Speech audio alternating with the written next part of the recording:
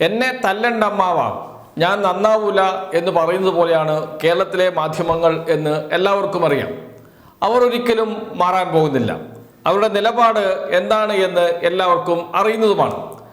കളമശ്ശേരി പോളിടെക്നിക്കിലെ കഞ്ചാവ് കേസുമായി ബന്ധപ്പെട്ട് കേരളത്തിലെ മാധ്യമങ്ങൾ നൽകിയ വാർത്ത അത് തികച്ചും ഏകപക്ഷീയമായിരുന്നു എന്ന് ഉദാഹരണ സഹിതം തെളിവുകൾ സഹിതം SFIയുടെ സംസ്ഥാന സെക്രട്ടറി PS സഞ്ജീവ് കഴിഞ്ഞ ദിവസം വ്യക്തമാക്കിയതാണ്.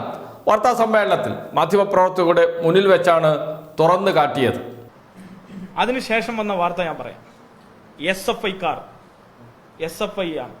SFI എന്ന പേര് മാത്രമാണ് പിന്നീട് മണിക്കൂറുകൾ രാവിലെ 8 മണി തൊട്ട് ത്രൂ ഔട്ട് വൈകുന്നേരം വരെ ഉപയോഗിച്ചത്. ഞാൻ വെറുതെ പറയുന്നതല്ലോ. ഇവിടെ ഇരിക്കുന്ന പ്രധാനപ്പെട്ട മാധ്യമ പ്രവർത്തകർ കാണണല്ലോ, കേരളത്തിലെ മുഖ്യധാര. അപ്പൊ മനോരമയുടെ ആൾക്കാർ ഇവിടെ ഉണ്ടല്ലോ.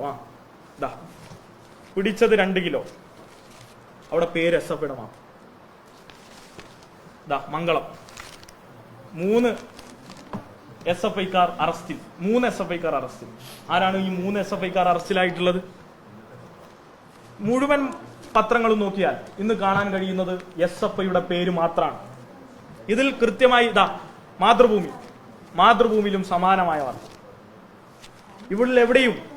ഇതിലെവിടെയും എന്തില്ല? യഥാർത്ഥത്തിൽ പൂർണ്ണമായ വാർത്തയില്ല. അതിനുശേഷം തൊട്ടടുത്ത ദിവസം മാധ്യമങ്ങളിൽ വല്ല മാറ്റവും ഉണ്ടാകുമോ എന്ന് സ്വാഭാവികമായും ഒന്ന് നോക്കും. കാരണം PS സഞ്ജീവ് കൃത്യമായും തെളിവാണ് പറയുന്നത്, കൃത്യമായും വസ്തുതയാണ് പറയുന്നത്. ആ വസ്തുതയ്ക്ക് മറുപടി പറയാൻ പോലും വാർത്താ സമ്മേളനത്തിൽ പങ്കെടുത്ത മാധ്യമപ്രവർത്തകർക്ക് കഴിഞ്ഞിരുന്നില്ല. എന്നിട്ട് മാധ്യമങ്ങൾ മാറിയോ? നമുക്ക് ഇന്നത്തെ പത്രങ്ങൾ എങ്ങനെയാണ് KSU നേതാക്കളെ കഞ്ചാവ് കേസിൽ അറസ്റ്റ് ചെയ്തതിനെ കുറിച്ച് വാർത്ത നൽകിയത് എന്ന് നോക്കാം. ഇന്നത്തെ മലയാള മനോരമ എന്ന് വെച്ചാൽ 2025 മാർച്ച് 16 ഞായറാഴ്ചയിലെ മലയാള മനോരമ ദിനപത്രത്തിൽ 1-ാം പേജിൽ തന്നെ വാർത്ത കൊടുത്തിട്ടുണ്ട്. വലിയ വാർത്തയാണ് കൊടുത്തിരിക്കുന്നത്. ലഹരിക്കടത്ത് ഒരുമിച്ച് തടയാൻ പോലീസും എക്സൈസും ഇരട്ടപ്പൂട്ട്, വിവരങ്ങൾ കൈമാറും, കേസുകളും ഒരുമിപ്പിക്കും എന്ന് പറഞ്ഞ് വലിയ വാർത്ത 1-ാം വാർത്തയായി നൽകിയിട്ടുണ്ട്. അതിൽ 2 പേരെ കളമശ്ശേരി പോളിടെക്നിക്കിലെ കഞ്ചാവ് കേസുമായി ബന്ധപ്പെട്ട് അറസ്റ്റ് ചെയ്ത വാർത്ത പ്രത്യേക കോളം വാർത്തയായി നൽകിയിട്ടുണ്ട്. അതിങ്ങനെയാണ്: പോളി കഞ്ചാവ് 2 പൂർവ്വ വിദ്യാർത്ഥികൾ അറസ്റ്റിൽ. പോളി കഞ്ചാവ് 2 പൂർവ്വ വിദ്യാർത്ഥികൾ അറസ്റ്റിൽ. സത്യത്തിൽ അവിടെ എങ്ങനെയാണ് വരേണ്ടത്? പോളി കഞ്ചാവ് 2 KSU നേതാക്കൾ അറസ്റ്റിൽ എന്നാണ് വരേണ്ടിയിരുന്നത്. പക്ഷേ മനോരമ കൊടുത്തത് 2 പൂർവ്വ വിദ്യാർത്ഥികൾ അറസ്റ്റിൽ എന്നാണ്.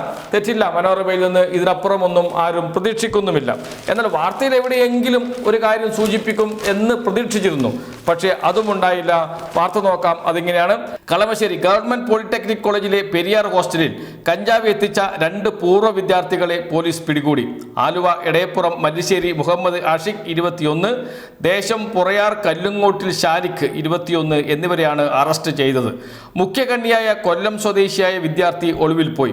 അറസ്റ്റിലായ 5 പ്രതികളുടെയും ബാങ്ക് അക്കൗണ്ടുകളും ഫോൺ വിളികളും സമൂഹ മാധ്യമ ഇടപെടലുകളും പരിശോധിക്കുന്നുണ്ട്. ഇവർക്ക് കഞ്ചാവ് കൈമാറിയ ആലുവയിലുള്ള അതിഥി തൊഴിലാളിയെ അറസ്റ്റ് ചെയ്യാൻ പോലീസ് ശ്രമം തുടങ്ങി. ആഷിഖും ഷാരിഖും പഠനം ഇടയ്ക്ക് നിർത്തിപ്പോയവരാണ്. പഠിച്ചിരുന്ന സമയത്തും ഷാരിഖ് ലഹരി ഉപയോഗിച്ചു പ്രശ്നങ്ങൾ ഉണ്ടാക്കിയിട്ടുണ്ട്. പിന്നീട് പുനഃപ്രവേശനത്തിന് ശ്രമിച്ചപ്പോൾ അക്കാദമിക് കൗൺസിൽ ഇവരുടെ അപേക്ഷ നിരസിച്ചു. ലഹരി വിൽപ്പനയ്ക്കു വേണ്ടിയാണ് ഇവർ വീണ്ടും ചേരാൻ ശ്രമിക്കുന്നത് എന്നായിരുന്നു കൗൺസിലിന്റെ കണ്ടെത്തൽ. ഇതായിരുന്നു വാർത്ത. ഈ ഷാരിഖാണ് KSUവിന്റെ പോളിടെക്നിക് യൂണിറ്റ് സെക്രട്ടറിയായി ഇരുന്ന ആൾ.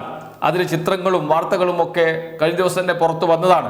എന്നാൽ മനോരമയ്ക്ക് ഇതുവരെയും ആ തെളിവുകളൊന്നും കിട്ടിയില്ല, അന്വേഷിച്ചിട്ടുമില്ല. കയ്യിൽ കൊണ്ട് കൊടുത്താലും വാർത്ത നൽകുകയുമില്ല. അതാണ് മനോരമ.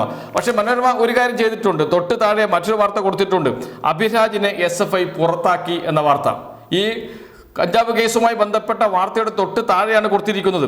അപ്പോൾ എന്താണ് വിശ്വസിക്കുക? അഭിരാജിനെ SFI പുറത്താക്കി, അതുകൊണ്ട് അഭിരാജാണ് SFIയുടെ പ്രവർത്തകനാണ് അവിടെ കഞ്ചാവ് വിറ്റത്, കഞ്ചാവ് കൊണ്ടുവന്നത് എന്ന പൊതുധാരണയിലെത്താൻ ആ വാർത്തയിലൂടെ കഴിയുമെന്ന് മനോരമയ്ക്ക് നന്നായി അറിയാം. അതുകൊണ്ട് തന്നെയാണ് മനോരമ ആ വാർത്ത തൊട്ട് താഴെ കൊടുക്കുകയും ചെയ്തത്. മുകളിൽ KSU നേതാക്കളെയാണ് അറസ്റ്റ് ചെയ്തത് എന്ന് പ്രത്യേകിച്ച് പറയാതിരിക്കുകയും ചെയ്യുന്നത്. ഇനി മാതൃഭൂമി നോക്കിയാലോ? മാതൃഭൂമി അല്പം മാന്യത പുലർത്തിയിട്ടുണ്ട് എന്ന് പറയാതിരിക്കാൻ കഴിയില്ല. മാതൃഭൂമിയുടെ വാർത്ത ഇങ്ങനെയാണ്: പോളിടെക്നിക്കിലെ ലഹരി വേട്ട, കഞ്ചാവ് എത്തിച്ച 2 പൂർവ്വ വിദ്യാർത്ഥികൾ പിടിയിൽ.